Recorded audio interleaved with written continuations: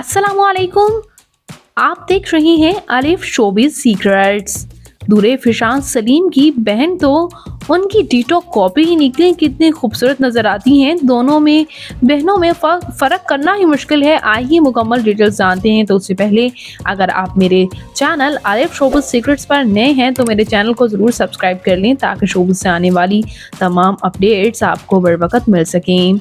नूरे फिशान सलीम जो कि ऐसा नाम है, जब से ये ड्रामा इश्क मुर्शद में काम इन्होंने किया है, बिलाल अब्बास के साथ इनकी ऑन स्क्रीन केमिस्ट्री इतनी पसंद की जा रही है कि फैंस इनकी ज़ाती ज़िंदगी के बारे में भी जानना चाहते हैं। और रिसेंटली इन्होंने अपनी बहन की तस्वीर सोशल मीडिया पर शेयर की थी। आइए जानते हैं।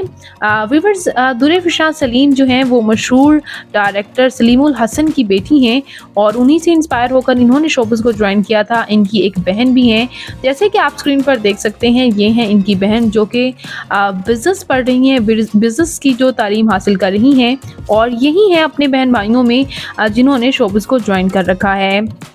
नूरे फिशान सलीम नो डाउट वो काफ़ी खूबसूरत हैं, लेकिन इनकी बहन भी किसी से कम नहीं है।